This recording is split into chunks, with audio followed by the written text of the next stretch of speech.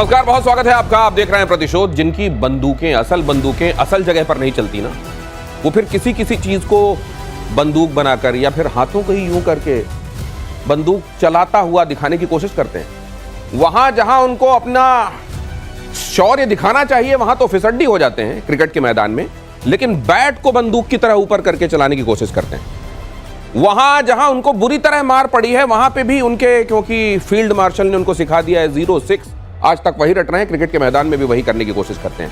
Cricket के मैदान में ये कार्डबोर्ड का, थर्मोकॉल का जेट बनाकर चलाने की कोशिश करते हैं। क्रिकेट के मैदान में बैट की बंदूक चलाने की कोशिश करते हैं, इसलिए क्योंकि जहां चलनी चाहिए वहां बंदूक चल नहीं रही है। और वैसे लोग जिनको इन्होंने बंदूकें थमा दी हैं, कहा है कि अलग अलग तंजीमों में बढ़ जाओ और जिहाद करो, जो इंसानियत का, निर्दोषों का खून बहाते हैं, वो पीओके में पड़ी मार के बाद अब केपीके में शिफ्ट हो रहे हैं। वहां तक भी हमारी रेंज है, चिंता मत करो। पूरी खबर बताता हूं। सबसे पहले यह खबर देखिए, पाकिस्तान की सेना के अपने ही घर में एयर स्ट्राइक।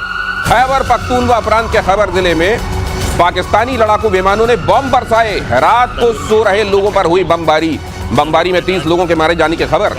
अपने ही लोगों पर बम गिरा रहे हैं, जिसको हमारे एक्सपर्ट्स लगातार आपको बता रहे हैं कि पाकिस्तान इम्प्लोड कर रहा है, मतलब उसके अंदर वोलेटिलिटी बढ़ गई है, वो अंदर से ही फटने वाला है। वो बलूचिस्तान हो, केपीके हो, इन तमाम जगहों पर विद्रोह इस कदर बढ़ गया है कि अब सोचिए अपने लोगों को जेट से बॉम्ब बरसाकर कंट्रोल करना पड़ रहा है इनको। वहां पर 30 लोगों के मारे जाने की खबर है। इसका मतलब ये कि हाथ से बात निकलती चली जा रही है। जनरल सिन्हा मेरे साथ चर्चा में जुड़ रहे हैं। गुड इवनिंग, जय हिंद सर। मेरे साथ जुड़ रहे हैं कमोडोर बहल भी। जय हिंद सर, कैसे हैं आप? ये तो सर जो आप लोग कह रहे थे कि बहुत जल्द, मुझको इतना जल्द ये हो जाएगा मुझे अंदाजा नहीं था। ये तो देखिए ना, जेट को बम बरसाने पड़े वहां, मतलब स्थितियां बहुत खतरनाक। देखिए, कोई भी एयर पावर को अपने लोगों को यूज नहीं किया, आज तक कोई नहीं किया।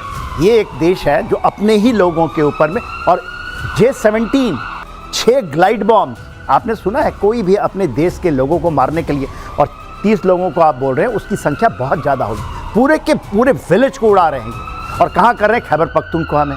वो पूरा का पूरा जो बॉर्डर है, चाहे वो वजिस्तान का है, फाटा का है, साउथ वजिस्तान का इलाका, वहाँ कर रहे हैं। इनको देखिए, वहाँ सिविल वॉर है, आप जो कहते हैं ना, जो उसको बाल्कनाइजेशन ऑफ पाकिस्तान, यहाँ तो इन्होंने ये करना है, दूसरों को जाकर के वहाँ का सिक्योरिटी चैलेंज। लेकिन आप लोगों ने 2 दिन पहले ये कहा था कि पश्तून वो कौम है जिसको कभी कोई टेम नहीं कर पाता, कंट्रोल नहीं कर पाता। ये जो हुआ है, इसका रिएक्शन आने वाले दिनों में कमोडोर बहल क्या होगा? ये J-17 की जो बात कर रहे थे, उसमें LF-6 जो बॉम्ब की बात कर रहे थे, आप सोचिए एक जो प्रिसीजन गाइडेड वेपन है, वो चीनी बना हुआ वेपन सिस्टम, उसको अपने देश के लोग, हम लोग भी तो यूज करते हैं। हम ड्रोन यूज करते हैं सर्वेलेंस के लिए, हम यूज करते हैं हेलीकॉप्टर एक जगह से दूसरी जगह ट्रांसपोर्टेशन के लिए, ब्लॉक करने के लिए, पर हम फाइटर जेट का इस्तेमाल नहीं करते अपने लोगों के ऊपर ही फायर करने के लिए। और पश्तून्स की बहुत लंबी मेमोरी होती है।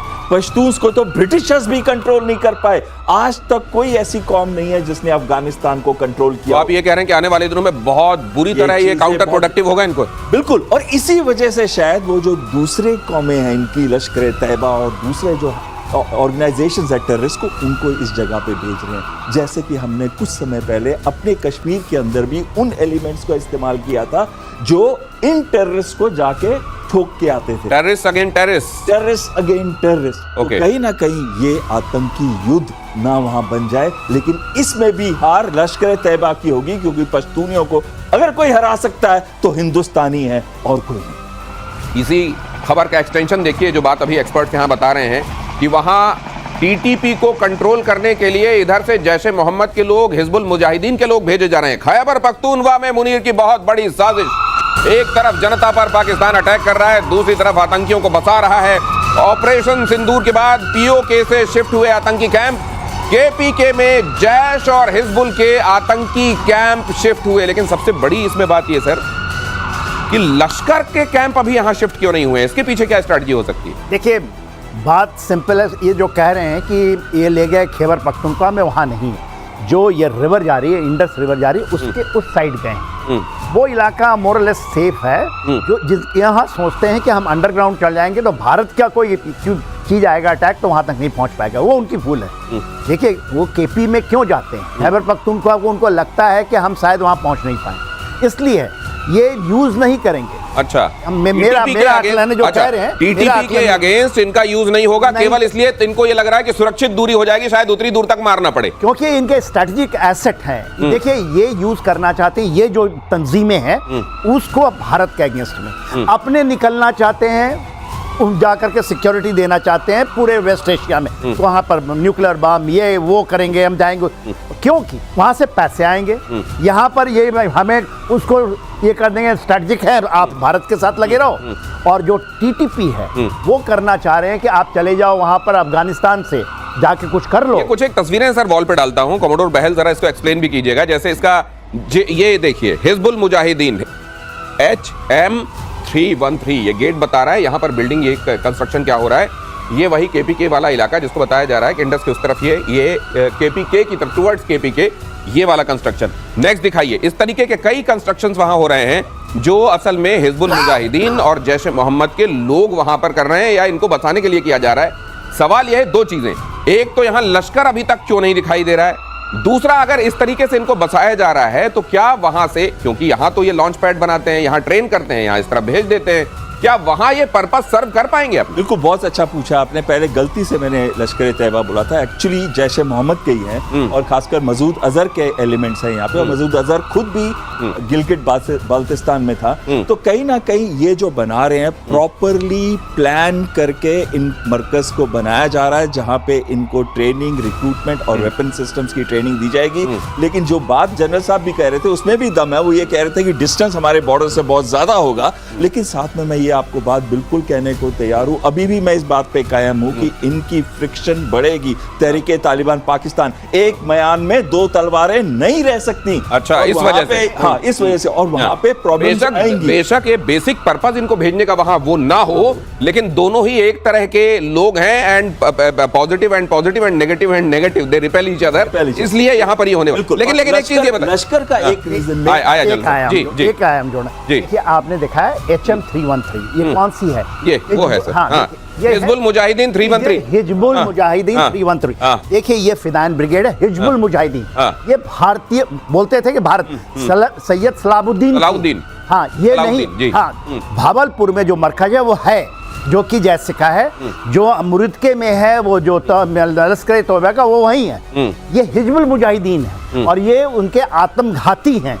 ये वहां पर देखिए जनरली वो फील करते हैं कि जो कश्मीरी गए वो हैं, वो उनको दूर बसा रहे हैं, वहां बसा रहे हैं ये।